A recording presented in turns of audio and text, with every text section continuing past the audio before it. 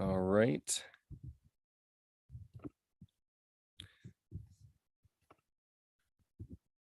Cool. So, welcome to Career Lab Wednesday. Awesome. We are live here. Great. Thanks, Bethany. So, this is Career Lab Wednesday.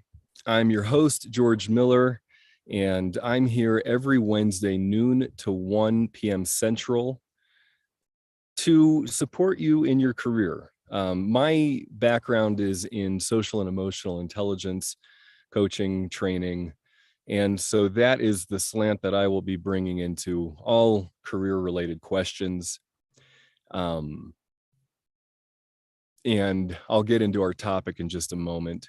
But I want to say for everybody who's joining in, for those of you on YouTube and on LinkedIn Live, I love it when you jump in here directly on the Zoom. I can work with you that way. If you can't, if you can only be viewing in today, that's fine. If you've got questions or comments, go ahead and put those into the comment section on YouTube or LinkedIn Live, and Jane will get those over to me. I'll do my best to answer those.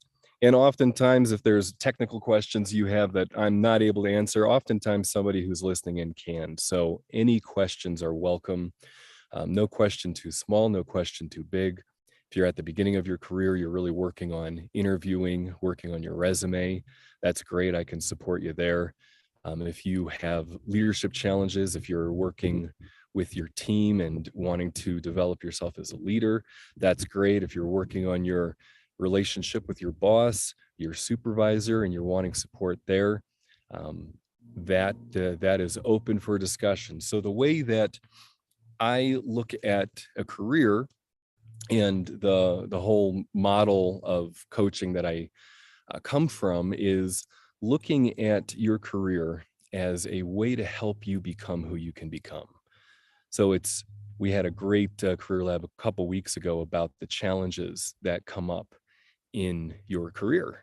And I remember one woman asked, there's a takeover happening at this company, and I'm thinking I should, is this the end of this career, and should I completely start a new career? And my encouragement there was to look at your career as a whole. So when a challenge happens in one company, that's simply a step that is giving you a lot of information about you, about the world, and about the things that you might be able to do to shift that culture, shift that organization. And if not, that'll help launch you into whatever it is that you do next. And so we want to be scooping up everything from your whole life, actually, but you can even look maybe more directly into high school and college and what you really care about there, what your training is in. And if you've gone through your career in your 20s, you're getting into your 30s, and you're looking at changing things up, what are you carrying over? What are the things that you really care about developing in yourself, and what are the organizations that would help you do that? So that's an overall context of career development and how we look at that. Your career is something to help you become who you want to become. And sometimes you might be getting bored at a certain company. You've figured out everything there, and there's not a whole lot of room for growth. And so then you want to be looking at, could you shift it there? And if not, then where would be the places that you could do that?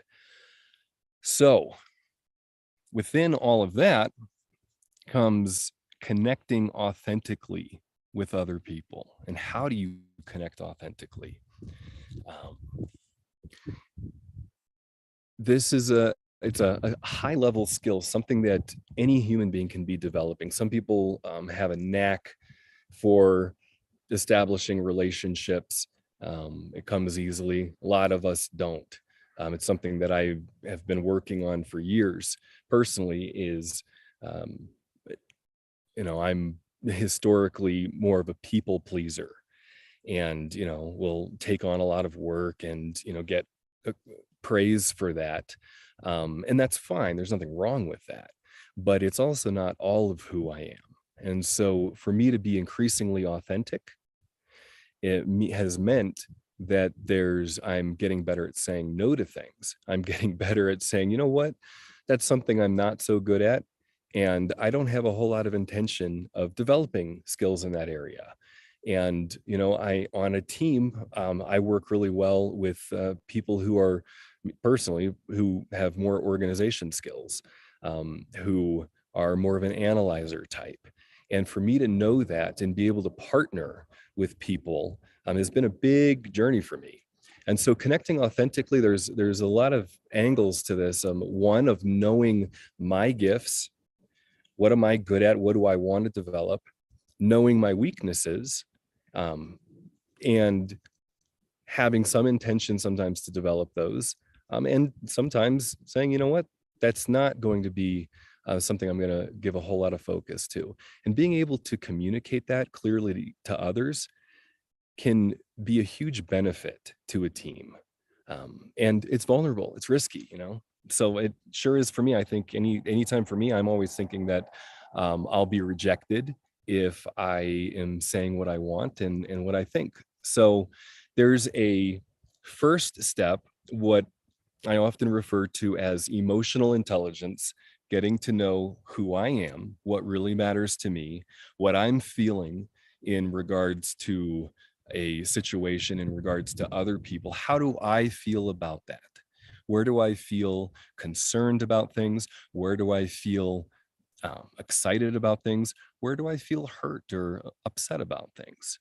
And there's a getting to know one's self. That's the emotional intelligence side. And then the social intelligence side is being aware of other people, being aware of where others are coming from, learning first my personality style, and then learning the styles of other people and being able to speak. It's kind of like learning another language.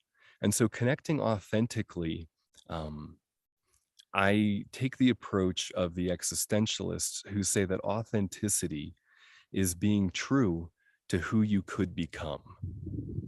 And so it's not necessarily about just what I am. If I say something like, oh, I'm an introvert, and I just stay there and I don't try to develop being an extrovert in some areas, that's not necessarily being authentic. To just say, this is who I am, end of story, and I'm not developing. We're all human beings, we're all developing all the time.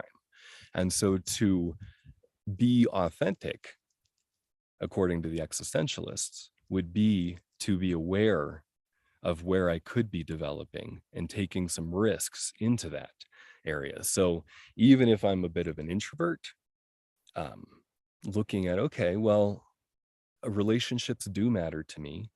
I do like working on teams. So where can I take some risks that might have me leaning into being more of an extrovert in a way that would be meaningful to me, that aligns with my values? So that's a quick summary of our topic this week of connecting authentically with others. I'm going to take a look here. Thank you for sharing in the chat here with self, knowing self, being able to connect with others and to draw it out of others. Yes, totally. Oh, I'm glad you said that.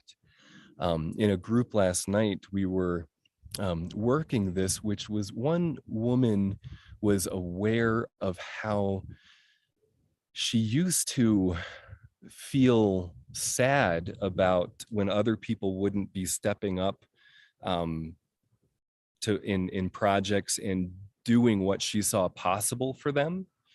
She noticed that she would feel sad and angry about that.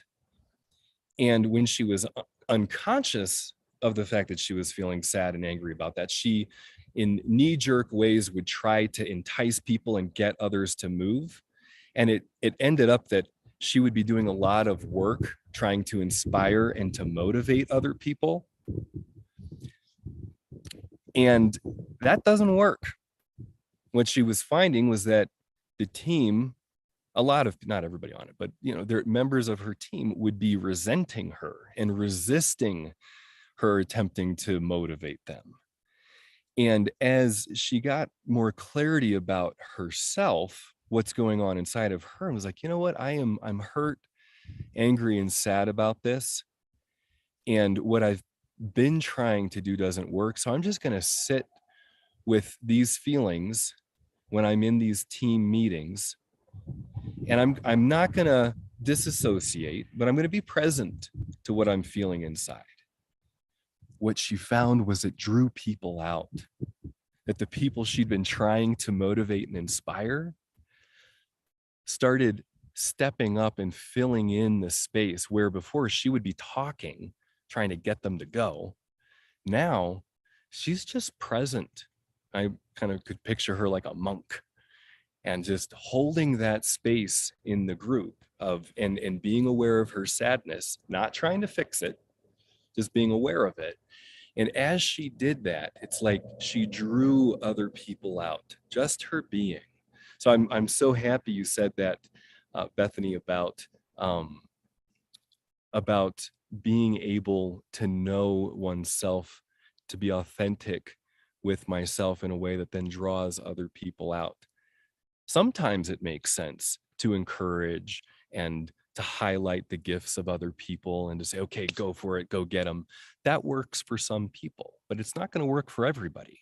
And so knowing where, okay, if I tried this and it's not working and I'm increasingly frustrated and not getting the results that I want, then to shift over and try something different.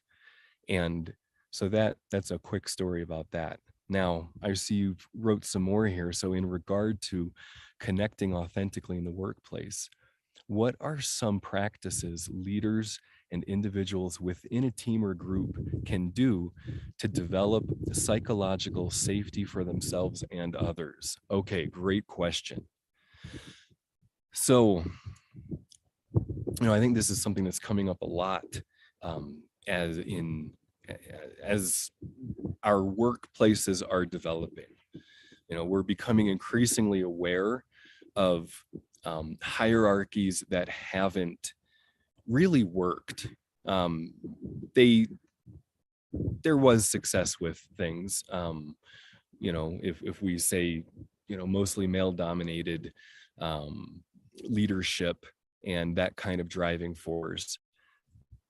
Sure, there that has done a lot, but we're getting to a point where we're recognizing that that doesn't work in every scenario. It's sort of like if you're a hammer, everything looks like a nail to you, and we're finding that not everything's a nail, and that a hammer doesn't always work.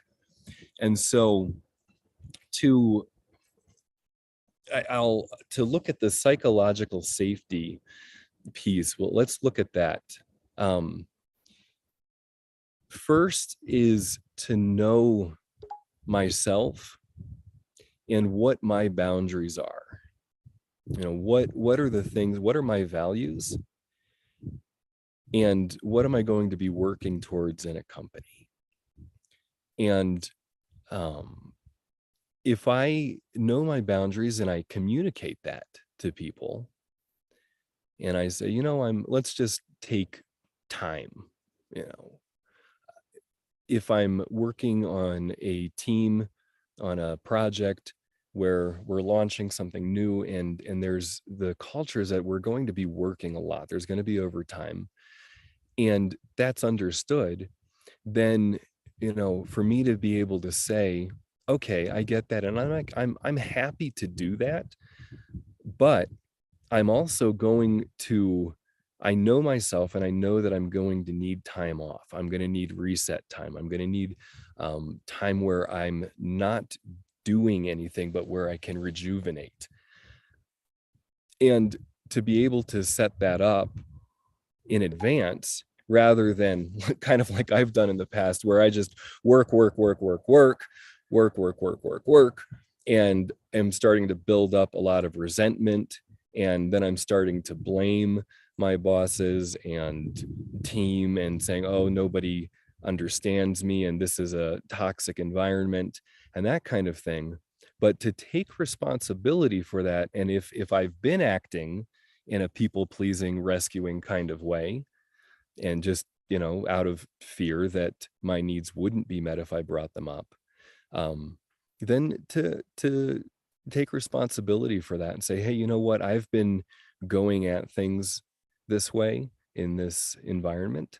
Um, and I'm it's not going to continue to work for me. And so I'm going to be setting new boundaries for how I'm committing my work time here. And and if that's completely brushed aside and nobody pays attention to that, then that's when you would start looking for another opportunity. You start looking for other companies that do pay attention to that kind of thing.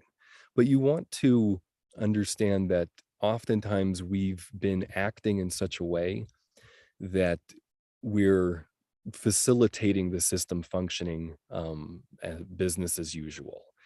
And to say, I'm going to shift that. I could actually correlate it to Barbie, in Barbie land, and how they saw that things weren't working.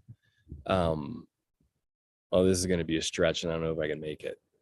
Um, Feeling fear about bringing this one up. So, communicating new expectations and understanding that that's going to have to be done many times over when making a change is what is effective. Um, and I don't know that I'll be able to tie it to Barbie. If something pops up as my mind is thinking about it, if my unconscious mind works this one out, I'll bring it in a little bit. But for now, I'm hoping, Bethany, that answered one way that you can address psychological safety in a work environment, communicating boundaries clearly, and remembering that if you've been in an environment that hasn't um, been what you would call a psychologically safe environment, and that you're looking to shift that it's not going to happen overnight. It will take repeated attempts of repeated reminders to shift that system. And it's a great thing to learn to do. If you're in a work environment that isn't working for you, and if you're able to shift that culture over a course of time, that is an incredible thing to have in your career, to have on your resume, to be able to say, I was working at this company, we were doing things this way, through initiatives that I took, we started doing things this way, and the retainment at this company went from, we were losing, I don't know, 15% of employees each year, and now we're only losing 5%. That would be, really a phenomenal thing for you to share. Okay, cool. Thank you, Bethany. I'm glad that's answering that. So in it, and to name this, communicating personal boundaries, especially when I haven't done that in the past, I'm going, I'm most likely going to feel afraid to do that. And this is where having a mastermind group or a coaching group or a coach or sometimes a therapist can be really beneficial. Maybe good friends that you can talk to, where you can do some role play and practice saying the things that you would say to your teammates, to your supervisor, and practice that and get a feel for what that's like. Um, I'll compare it to sports. It's like if I'm um, training for basketball and there's a, pick and roll is a common play, and I'm going to get better at that. I'm going to rehearse that play outside of the game. I'm going to train my body to do that. So it's a good idea to practice having some of these harder conversations with somebody that can give you some feedback about it, and where you feel safe trying out new things for yourself. So that would be a step that you could take. Bethany, thank you so much for that question. Really great question. So again, for everybody listening in, this is Career Lab Wednesday. I love it when you jump in directly here on Zoom. I can work with you one-to-one. If you can't, type your questions and comments into the comment section, and Jane will get those over to me, and I'll do my best to get to those. So I've got one coming in here from Ethel. How can you align your personal values with your professional interactions to create authentic connections? Woo! That's a good question. That's a big and good question. So I'll do a quick recap. First of all, it's important to know what your personal values are. There's online assessments that help you do that. We have one called the CARE profile that gives you more about your personality style. So getting clear about what your values are. That's step number one. And then if you're in the process of looking for a company to work at, that you want to have values and principles that align with yours, then you're going to do research. And a lot of companies have a value statement or a vision statement or some kind of thing like that on their website. And you can look at that, see if it sounds like something that's interesting to you. If you see things about learning, growing, developing, team engagement, those might be things that you're wanting as you're looking there. And you might look for companies that talk about, getting the feedback from their clients, like really investigating what the community needs that they're serving and how in touch they are with their clients, with the community or network that they're working for, that the product is for. And so you can start to get a sense of that if they're even aware of it, if they even have a vision statement or something like that. That's a great starting point. Then you can reach out to people who are working there. If you're interested in whatever company, and let's say that you're doing your job search and you find 5 companies that look like they are mission aligned, vision aligned with you, then you can reach out to people who are working there and ask, I'd love to find out what it's like working here. What's your experience of this? I'm interested in the company. Something real quick and short. You can do that over LinkedIn messaging. Sometimes people provide their emails. If you look on a company website, oftentimes, we'll show our team, and sometimes it'll provide their information, and you can reach out that way. So that is how you can go about identifying values of a company. So again, you start with yours, getting clear on what you care about, and then looking for the companies that align with you, and then investigating to see about that.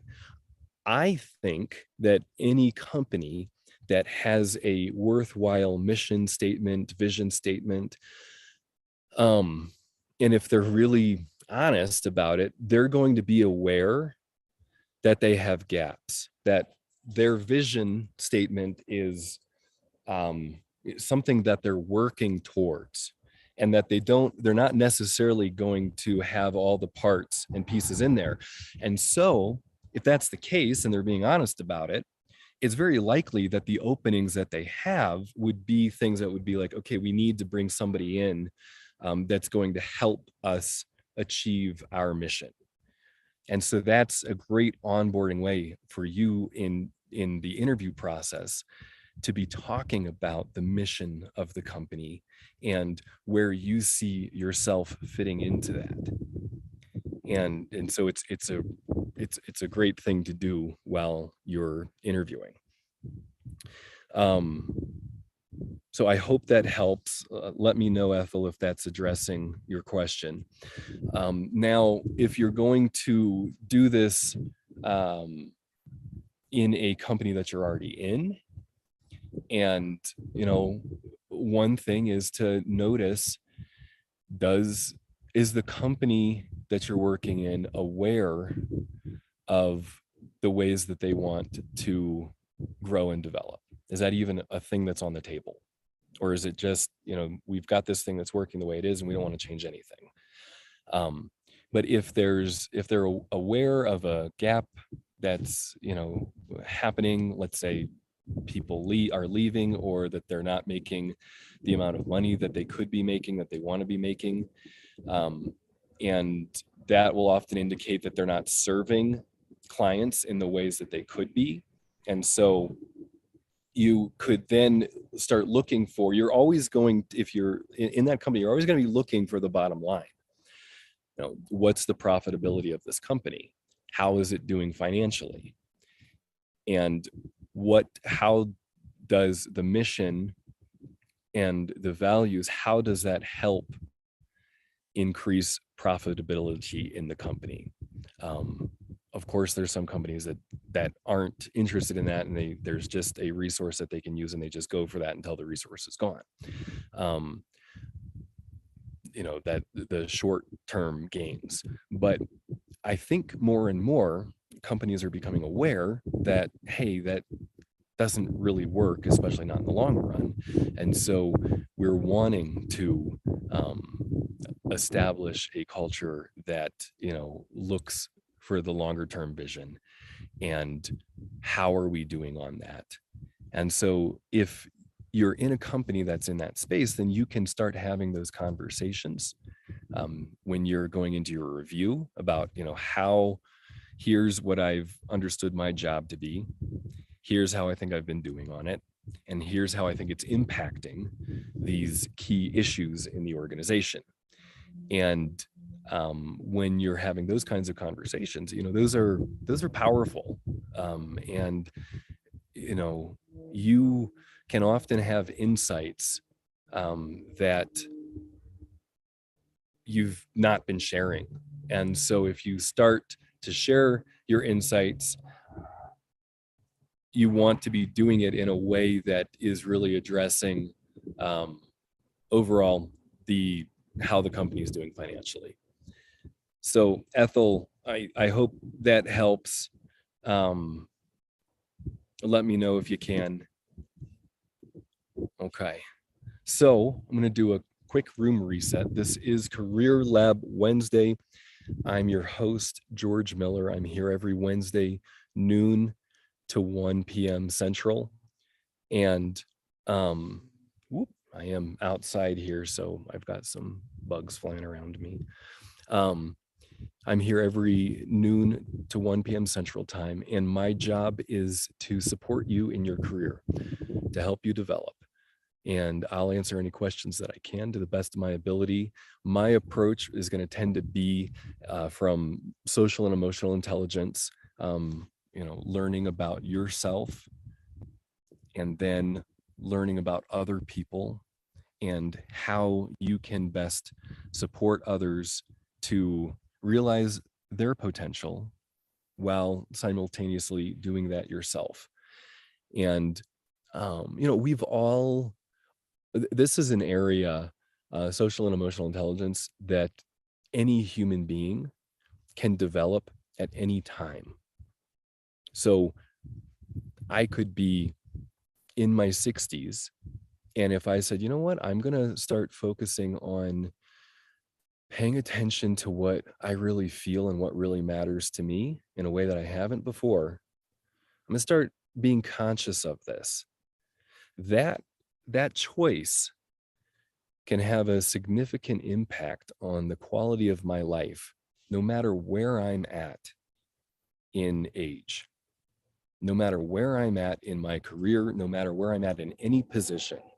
I'll give you an example. One of my clients is an actuary, and in his firm, he's got number crunching to do. He's got research to do, and so he used to sit in meetings and oftentimes, just be in there and kind of be waiting for the meeting to get over. As we looked at that more, he started to identify, you know what, I feel frustrated with things that are being said in the meeting. And you know what, do feel kind of concerned about speaking up about things. It's not, wasn't necessarily my job description was to speak up and share my thoughts about things in these meetings. I was hired to crunch numbers and do research, but I'm in these meetings anyway. And, you know, I think I'm going to experiment with saying something once every meeting. It's outside of my comfort zone, but even if it's just, I agree with that or I like that. Um, or maybe saying, which is oftentimes a little more vulnerable, of, I don't like that so much. I'm not sure I agree with that. And just doing that over the course of a year, choosing to speak up instead of sitting there and just waiting for the meeting to be over, has caused a shift in that firm. And that's really exciting. And he's like, oh, okay. So wait, there's actually value to my feelings. There's value to my thoughts in a way that I hadn't taken responsibility for. And so as he starts taking responsibility for that, the ability to respond, he's choosing to respond to things that he hadn't before. And he's doing it bit by bit, not speaking up and saying, oh, this whole thing's a piece of crap and well, we should go in this totally different direction. And he's not doing that, but he's speaking up a little by little, more and more, and gaining confidence in himself by doing so, and even seeing that there's a positive effect on the team. So that's a way of, becoming more aware of yourself emotionally, what you're feeling and thinking while you're at work, and then socially communicating that in a way that's in rapport with the people around you. Okay, great. Eric, thank you. Hey, thanks for joining in, Eric. Oh, yes. Congrats.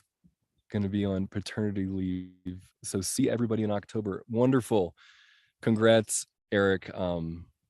That's fantastic. I'm so glad that you're able to do that and spend some of that early time with your child. That, that children, and from the time we're born, the first few months, the first weeks, our brains are just so lit up and taking in so much information, and having a strong foundation during that time is a really important thing. So I'm so happy you're able to do that. Okay, so reminder for everybody who's viewing in, you can join in Zoom directly. I love it when you do that. I can work with you one-to-one. If you want to stay anonymous, you don't have to put your name in.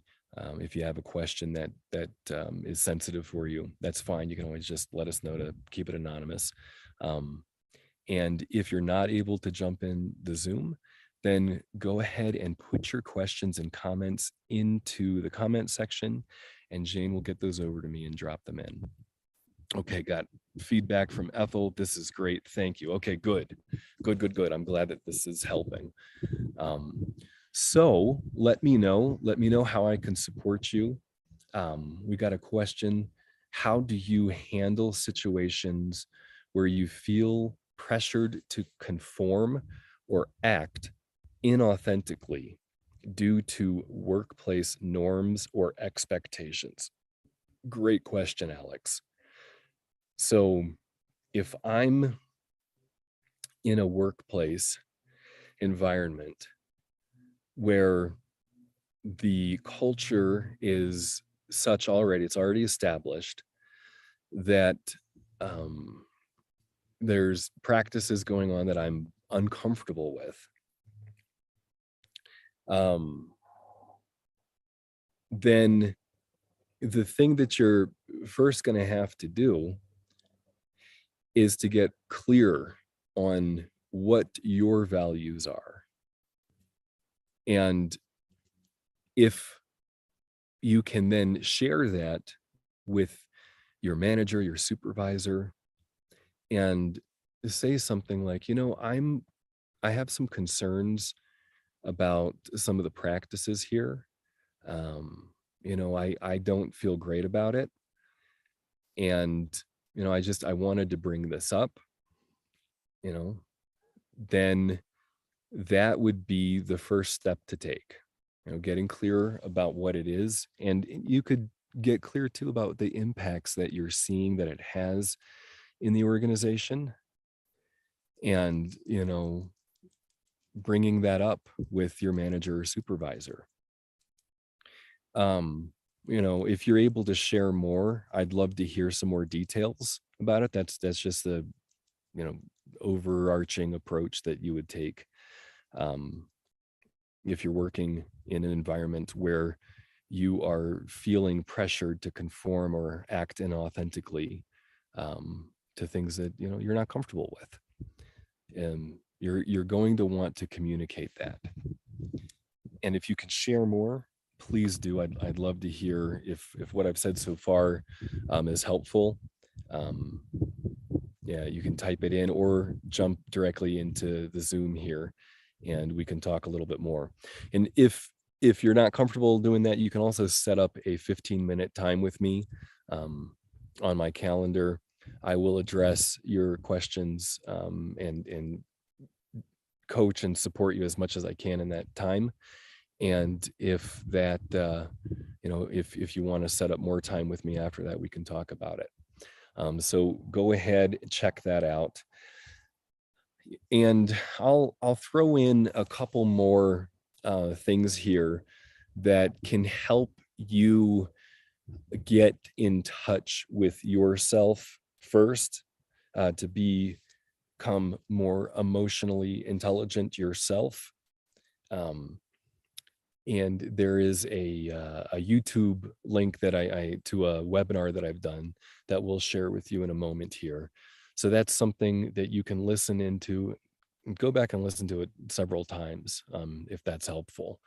Um, it's a deeper dive into your feelings and the importance of your feelings. And to say overall, we as people on the planet, for whatever reason, it has served us in a lot of ways to disassociate and disconnect from our feelings. Some feelings tend to be more okay. Joy tends to be okay. However, in some environments, that's not even okay. And growing up in a conservative background that I grew up in, too much joy was a bad thing. So, um, becoming aware of which emotions were acceptable growing up and which ones weren't, and then deciding, hey, you know what, I'm going to be more okay with feeling hurt or feeling afraid about something, because that feeling really gives me a lot of data, a lot of valuable data about the environment that I'm in and about myself and my values. Thank you, Jane. Yes, lead with emotional intelligence is the video topic. And by doing that, becoming increasingly aware of my emotions, um, it's an affirming process. Uncomfortable, yes, but overall affirming and giving me more personal power, more of an ability to respond to my environment. I'll jump back to the story I was sharing earlier, where my client was noticing. At first, he just, zoned out during meetings. Once he started paying attention to his feelings, he started noticing, you know what? I'm frustrated with this. I don't think it's going to work. Here's everybody talking about this direction that we're going to take, and I see problems with it. And I am, you know what? I do feel afraid to speak up about it. But now that I'm conscious of these feelings and I'm asking myself, do I want to continue working in an environment that wouldn't listen to me if I brought up things that I think are valid concerns. Do I really want to spend the next 20 years of my life doing that? No, I don't. Oh, shoot. I guess that means I'm going to have to start taking some risks. So when the power of becoming more aware of my emotions is that it gives me that kind of data about what's going on in an environment and can be affirming to me and saying, huh, you know what? I think I'm onto something here. I think the fact that I feel frustrated or concerned about this project, I think that's a valid thing. And you know what? I think I'm going to talk about it. I think I'm going to share about it. And this goes the other direction too. For a lot of times, for CEO types, VPs and presidents of organizations, what can happen is that they can be so driven towards an outcome, and that's wonderful. There's nothing wrong with that. Um, but they might discount their feelings of hurt and perhaps fear, concern about things, and they might just work and outwork everybody and not um, develop the trust with their team that would actually make their job easier and be empowering to people. And so for more, you know, people who are in leadership positions, first of all, they got there through some level of emotional intelligence. Sometimes it's just tons of skill. But usually there's also a fair amount of emotional intelligence involved. And it will become increasingly important for them to be more and more emotionally intelligent as they develop as leaders. There's a ton of research about this. The 1999 Harvard Business Review article on emotional intelligence is the most looked up article from organizations who are developing leaders, because it's important for a leader in an organization to be aware of their feelings and to be able to read other people and other personality styles, people who don't see the world the way that they see the world, to be able to listen to concerns that other people have, and sometimes to be able to trust that what somebody else is bringing in is valid, and say, you know what, I just want to run this project through to the finish line as quickly as possible, but as I'm listening to my team, I'm starting to see that actually, if we do that, there's going to be a lot of consequences, or the possibility of a lot of negative consequences in the future. And so, you know what? I think it's going to be important for me to empower my team to handle the things, the issues that they're seeing. And yes, we might get there a little slower, um, but I think in the long run, that's going to work out better for us. So that kind of thing, to be able to listen to your team is quite a skill. So again, for more of this, you can take a look at that video that we shared in the chat and apply it to yourself. Anybody, no matter where you're at in your career, if you're in your 20s or if you're in your 60s, you can become increasingly aware of your emotions, and you can become increasingly aware of the emotions of others around you and of how you're connecting with them. If we connecting authentically, you could make the case that if you're not being authentic, you're not actually connecting. There's not a real human to human thing happening if both parties aren't being authentic, aren't sharing their feelings and their thoughts with each other. You could make that case. So, the importance of knowing yourself, knowing your feelings, knowing what matters to you, um, is what we're talking about. So I will do a quick reset here. We're coming up to the end of the hour. So if anybody has any questions, any comments, anything, um, go ahead and ask. You can type those into the comment section. If you can jump in here on Zoom and we can talk directly with one another. Um, and if there's nothing more, what I can say is I'm continuing to put up more videos on YouTube, to help. One of the things I'm doing for my clients is I like in coaching sessions to really focus on the individual and have them think through the challenges that they're having and come up with meaningful solutions. And I'm looking to do less and less education during the coaching sessions. So I'm sharing things on YouTube that I've learned in my time with the Right Foundation and with other programs. So just learning tools that are available to anybody.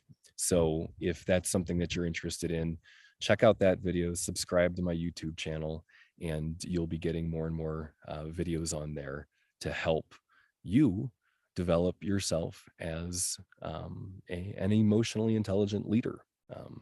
The approach that we look at in our career is that our career is helping us become who we can become, and that it's helping me know myself and know other people with greater depth, um, and able to make more meaningful contact and influence the thoughts, feelings, and actions of others in a way that's a win-win. And so that's the overall game that we're playing here. And so for more of that, take a look on YouTube and join me here next week. I will be back in the Midwest next week, back in Chicago, noon to 1 Central. And, reach out between now and then if you've got questions. I got a question coming in here. Would you enjoy doing a 30 to 45-minute virtual talk to a team of leaders? Absolutely. Yeah, yeah. Thank you for asking that, Bethany. I should have plugged myself that way earlier. Yes.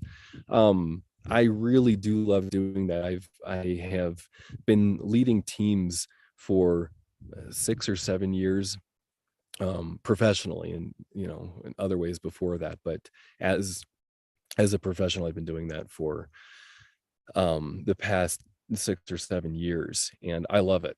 Doing group coaching, having a topic and then having individuals in the group share what they want from that topic, how they want to have that impact their life, and having others who sometimes people don't share, but having everybody who's in the group co-voyaging, learning vicariously through the work of people. So I love doing that.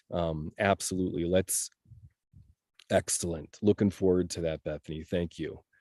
I've been doing that recently with a company in Illinois. So totally looking forward to that. Thank you. Thank you. Thank you. So yes, if you want to connect with me about group coaching or anything like that, please reach out. It's something I love doing. All right, everybody. Well, blessings. Thank you for joining in. Look forward to being in touch and seeing you here on LinkedIn and YouTube and Zoom in the future. Until then, take care. And if you need, you can email me, George at rightfoundation.org or Jane at rightfoundation.org. And of course, message me on LinkedIn. All right, everybody. Blessings. Be in touch.